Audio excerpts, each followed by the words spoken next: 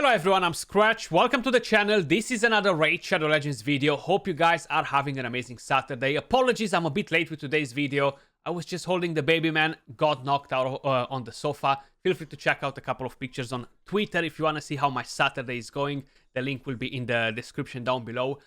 We are currently on the test server, guys. We're actually gonna have a look at one of the new epic champions that is being added to the game. I do think it's actually very, very powerful, and I feel like they started dropping some champions for the Fire Knight finally, because we really needed something to kind of like play around with.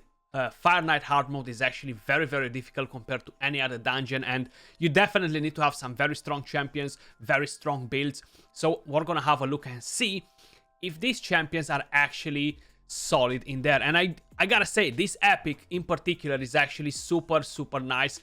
I cannot wait to pull him on my main account. Criodan the Blue, or Criodan the Blue, you know me, butchering names is kind of like a secret active skill that I unlock every now and then. But basically, this new Silver Watcher epic, guys, he can do quite a few things that no other champions were doing before, and I'm gonna show you in just a second. He is a support champion. His base stats are not that amazing for a support champion, right? So it's not necessarily super easy to build him tanky or to get damage out of him or whatever you want to do, which probably I wouldn't suggest you to go and build him fully for damage. I feel like that would be a mistake all around. I haven't personally checked his multipliers, but if you're building him squishy, you're not really gonna get the best value out of the champion. On the A1, Frost Bark Blade attacks one enemy 3 times. Each hit fully booked will have a 35% chance of placing a freeze debuff for 1 turn. Now we know how freeze actually works on the Fire Knight. We've seen many other freeze champions failing on the Fire Knight just for the simple fact that their kit is not really designed for the Fire Knight dungeon. This does have a triple hitter on the basic skill, which is great. We do have champions like Shirimani that can do a similar thing, but the only problem is Shirimani only lands 1 freeze with one of the hits. It's not with every single hit, which makes her pretty bad. That's something that we had no idea till we actually tested her out on the Fire Knight, and we've seen that her coding says something else. With the A2, Razor Hail, on a 3-turn cooldown fully booked as well, attacks all enemies 2 times. Each hit fully booked will have a 65% chance of placing a freeze debuff for 1 turn. This is actually super nice too, because it is a double hit. Yeah, it's not a triple hit, but the chance to land the freeze is higher, and that will actually allow you to manipulate a bit the turn meter on the boss. And my favorite thing that really makes the champion special, in my opinion, is kind of like what comes with the A3. Places an increased speed buff on all allies for 2 turns. Also fills the turn meter of all allies by 15% on a 3-turn cooldown fully booked. Blessing of the Blue. Now, the main issue that we have at the moment with champions in the game, we don't have many champions to bring in increased speed and decreased speed in the same kit to kind of like maximize the potential of the champion in the Fire Knight stage 10 hard mode. This champion doesn't do it either, but it brings the freeze, which will manipulate a bit the turn meter, and it brings the increased speed. So you can actually drop a DPS out of there to make the run more consistent. Like, there are some teams out there that work with Acrisia, with Cold Hearts, but they are not 100%. That's the main issue. Like, eventually you're gonna get failures either on the waves when you're not gonna land the stun on the Raiho, or you're not gonna be able to kill them fast enough, or the boss might mess it up because you don't land the decreased speed. So that's very, very important, you know. Then we have the passive. Fills this champion's turn meter by 5% for each freeze debuff placed by this champion, called the Snow Dancer. So this is actually pretty interesting as well. Love the design on the champion. Of course, if I would have a blessing for him, no-brainer, Phantom Touch would be the one to go for the champion. Now I have him built on mixed sets. I built him for stage 10 hard mode to try him out with my team to see kind of like how he performs in there. That's what I'm gonna do once I'm gonna get him on my account. Chuck him over to stage 10. I feel like it's gonna be much better than running double Cold Heart or Cold Heart and Acrisia. Yes, it won't be as fast as Cold Heart and Acrisia, but it's gonna be more reliable, and that's kind of like what you wanna get. You don't wanna waste energy. And I have him on a speed set, a perception, and of course we have him on a defiant set.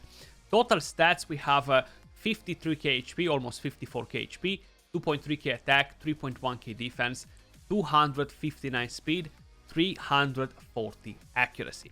So we haven't went too crazy in terms of damage. We got whatever was left, basically. We went on survivability, accuracy, get the right speed. I haven't really chucked a lot of glyphs on the champion either. The Defiant will bring a bit of damage reduction.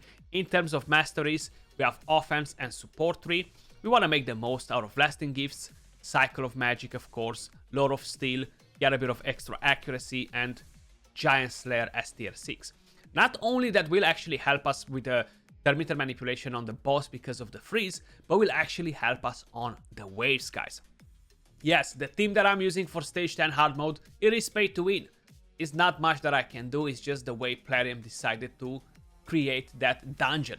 We cannot use many champions in there. I do have another video set to drop for tomorrow on another epic champion that was recently added to the game that does have the potential to replace Valkyrie. Just it has a bit of an issue in there, so I'm gonna explain you that in tomorrow's video. But so this is the team that we're gonna use. Yes, we have Criodan, we have Valkyrie, we have Tomb Lord, legendary champions, but this is honestly the most difficult content in the entire game. I wish we would have more variety on the champions that we can use against this boss. Hopefully they're gonna introduce new champions, they're gonna adjust a couple of things, because it's definitely very hard and we don't really have many options in the game. And that's a problem, right? When we cannot deal with particular content. In terms of setup, guys, you will require a bit of setup. So this is what we have right here. We have Cardiel, round 1, round 2, round 3. That's how he opens with the skills. Valkyrie, she can't really do much. She only has a basic skill and the A2. Coldheart, that's the setup for her. Probably you've seen this team showcase with other champions in. Then we have Criodan, and he is starting with the A1, with the A3, sorry, and then he's now using it again. Same here, because you want to make sure you have it available at the boss too. He's gonna open with that skill. And Tomb Lord, round 1, round 2, round 3. I actually love the freeze on the waves. Before, the main issue was that if you were not controlling the waves good enough, if you were not killing them fast enough, maybe you were failing, right? Regardless of what other champions you were using. So having that is very nice. The increased speed helps tons. If I'm gonna speed tune the team a bit differently, which I haven't done it yet, but if I'm gonna raise a bit the speed on my Valkyrie, which is pretty hard already, but that means that I could drop her off the reflex set and put her in Savage on whatever, just to help me kill the waves faster. I could make her go on a 3-to-1 ratio with the boss, just because of the increased speed buff that he brings to the team as well. The freeze with the Terminator manipulation, which is great. But my favorite part is gotta be on the second wave when we're dealing with that Raiho without a problem. Like, Raiho here can slow you down, can cause you issues. Yeah, there are ways around on working around on how to make sure she's not killing any of your champions, who she's targeting and stuff. But you know what? Why bother with that when you can actually do it differently and just have the freezing here, which is gonna come in handy so good, man. Just having the freeze on the waves. There we go, bang, you freeze that Raiho. She's not gonna be able to do nothing. She can't cleanse anyone. You have all those debuffs on them already, and you are going pretty fast through the waves. Yes, with Acrisia, I would be already at the boss. Like 1 minute and 5 seconds, I would be at the boss. But this is actually fairly decent as well, you know. It is taking us a bit longer. Tomb Lord doesn't do that much in terms of damage, but decreased speed is essential on this boss. We need a champion to bring in decreased speed on the basic skill that cannot be resisted, you know. And then your team will be 100% consistent at the boss without stressing about it at all. The issue that you have right now is that if decreased speed gets resisted multiple times in a row, your team is gonna fail. It doesn't matter what you're using, but your team can fail. Now, the one thing that we can change here is making Valkyrie to go on a 3-to-1 ratio on the boss, and having that counter attack buff up all the time before the boss takes a turn can be very, very important, you know. So let's see, what do we have in here? We have the decreased speed. We don't have decreased attack just yet. Hopefully, it's gonna land soon, because that's gonna be pretty important as well in order to keep our team alive, you know. Maybe we're gonna land a couple of cheeky freezes here and there just to manipulate a bit the thermometer. If I would have a high awakening phantom touch on him, would be amazing. Just to drop that shield even faster. Because right now I only have it on Cold Heart, and I think I have a smaller one on a Tomb Lord, you know, which is not such a big thing. It's not doing a big difference. We landed any freezes. We landed one. We decreased a bit the thermometer, but hey, the thermometer goes over 100%. So if we're not having more thermometer ourselves, we're not gonna be able to take the turn, you know. But so far we are looking pretty good. That decreased speed is staying on the boss, which is so important. We haven't managed to land the decreased attack and defense down. Seems like Tomb Lord decided to waste it again. I do think that Plarium needs to address a bit the AI once you get at the Fire Knight with the shield on all the champions, not only Cold Hearts. So many champions are using their skills on the shield, and it's pretty pointless, right? Like, we cannot debuff through it, and that would actually make a massive difference. Like, if Tomb Lord instead would go with the A1, why waste the decreased attack when the shield is up, you know? Just go with the A1 and attempt to land that shield down. That would actually make a difference and will definitely make this dungeon more accessible and will allow us to use more champions, not just a small handful of champions that are currently working on it. We got a thermometer boosting here. We landed a freeze, which is nice. You can always see when you are landing a freeze because his thermometer is getting boosted. So if you're missing that, you are able to see that, okay, the thermometer went up on him. And yes, I feel like freeze is still not doing enough, honestly. Just dropping, I think it's 15% thermometer per freeze, if I'm not mistaken, is still not enough. I definitely think it's still not enough to justify it, to make it a thing, you know.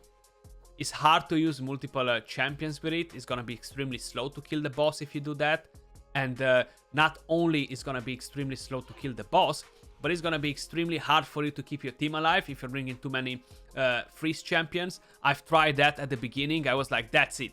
I'm gonna go in, I'm gonna use these, and I'm gonna melt the boss. My god, I was actually doing a low stage, and I completely got obliterated. It was crazy. Even though the boss at that time was not buffed properly, it only had like 150 speed, which was not intended. Was pretty crazy. But here we are, guys.